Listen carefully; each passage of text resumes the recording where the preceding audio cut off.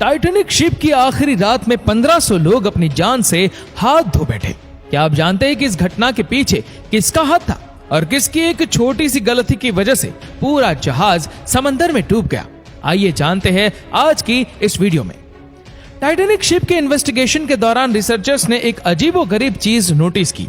समंदर की बॉटम पर शिप का अगला हिस्सा काफी अच्छी कंडीशन में है, जबकि पिछला हिस्सा बहुत ही बुरी कंडीशन में है, और वो भी 2000 फीट दूर पड़ा था। बेशक 100 सालों तक समंदर की बॉटम में पड़े रहने पर लोहा और स्टील सड़ जाता है, लेकिन अगर ये दोनों एक ही शिप का हिस्सा थे और एक ही वक्त में डूबे थे, तो फिर अगले और पिछले हिस्से में इतना ज्यादा फर्क क्यों?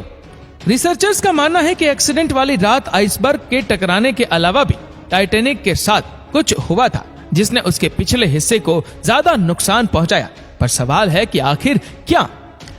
दोस्तों, 1912 में जिस रात टाइटैनिक के साथ हादसा पेश आया था, उस वक्त वो कनाडा के न्यू फाउंडलैंड से 700 किलोमीटर दूर अंधेरे समंदर के बीचों बीच अकेली मौजूद थी। हादसे के वक्त इसमें टोटल 2240 लोग सवार थे। इस हादसे के चश्मदीद गवाह आई विटनेस सिर्फ वो लोग थे जो किसी तरह शिप से निकलकर अटलांटिक ओशन के ठंडे पानी में कूद गए थे।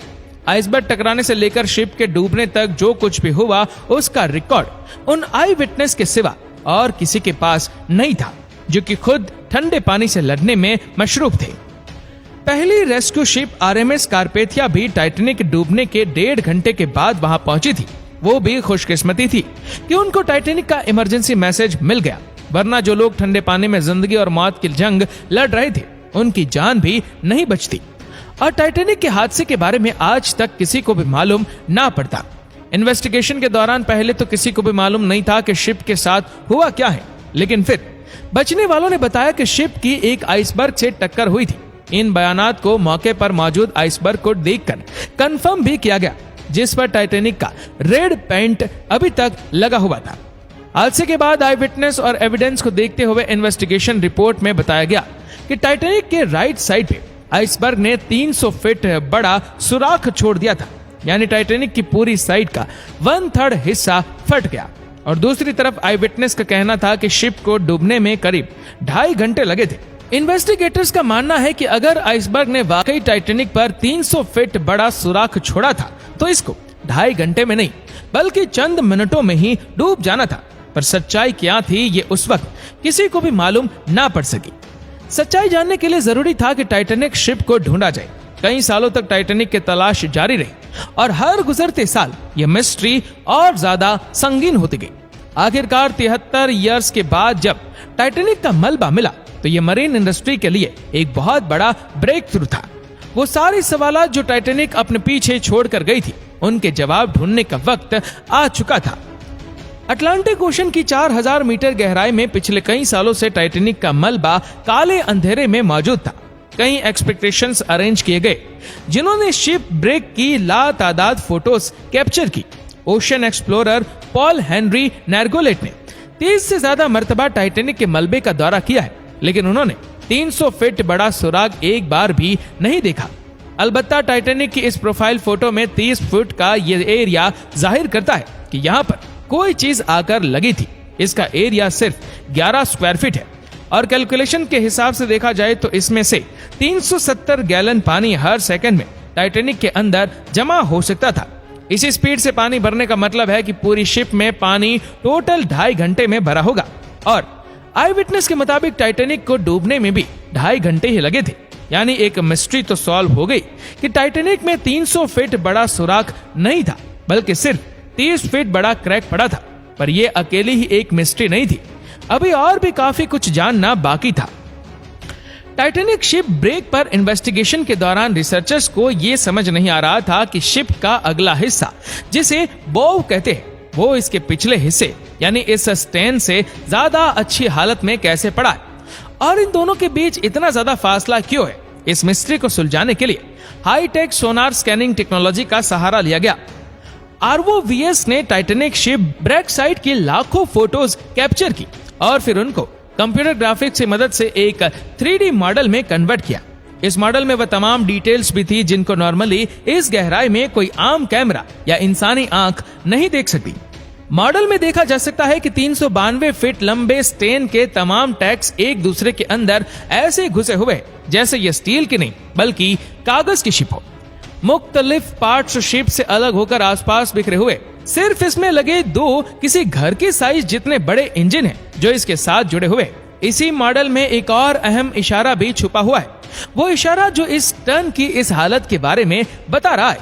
110 साल पहले स्टैन जब ओशन फ्लोर से आकर टकराया तो उसके निशानात आज तक यहाँ छपे हुए हैं, जिनको सिर्फ 3D मॉडल के जरिए ही देखा जा सकता है। इन निशानात से जाहिर होता है कि स्टैन जिस वक्त ओशन फ्लोर से टकराया तो वो एंटी क्लॉकवाइज घूम रहा था। साइंसदान इन निशानात से अंदाजा लगा सकते हैं कि स्टैन उस वक्त हैरतअंगेज तौर पे 80 किलोमीटर/आवर की स्पीड से पानी के अंदर जा रहा था। शिप का पिछला हिस्सा जब इतनी स्पीड से पानी की गहराई में जा रहा था तो पानी से पैदा होने वाली फोर्स ने शिप के लूज पार्ट्स को उखाड़ दिया और जब वो 4 किलोमीटर नीचे ओशन फ्लोर से टकराया तो इसके सारे डेक्स एक दूसरे के अंदर धंस गए। दूसरी तरफ जैसा कि आप देख सकते हैं कि बाउ सेक्शन फ्रंट सेक्शन का डिजाइन हाइड्रोडायनेमिक है, यानी ये पानी को आसानी से काट सकता है।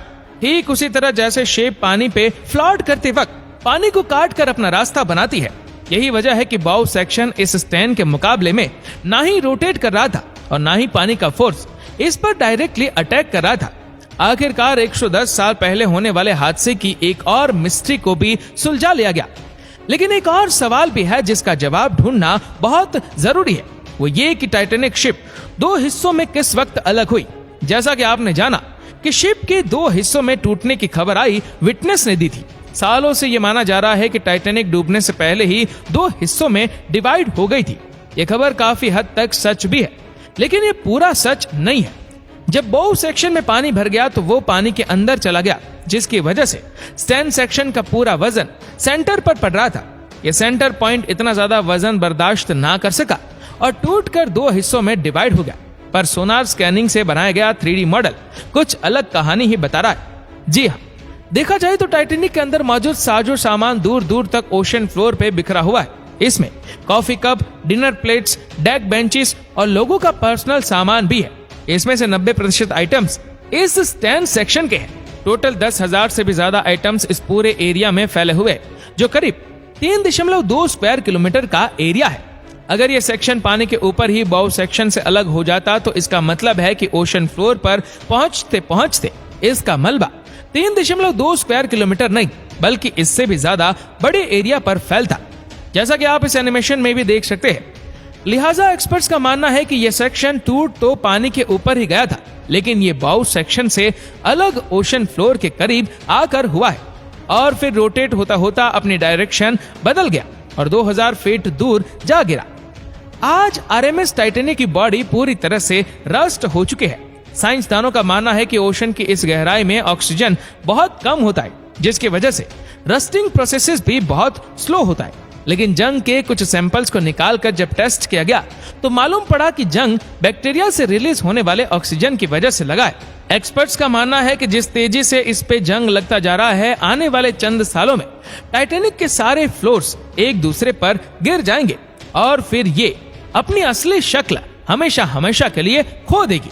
तो दोस्तों, आपको वीडियो कैसा लगा हमें नीचे कमेंट करके जरूर बताएगा और इस वीडियो को आप अपने तक सीमित ना रखें, जितना हो सके इस वीडियो को शेयर करें फेसबुक पर, व्हाट्सएप पर, यूट्यूब पर। और ऐसी ही और भी इंटरेस्टिंग वीडियोस को फेसबुक पर देखने के लिए हमारे पेज को आज ही फॉलो करें। धन्यवाद।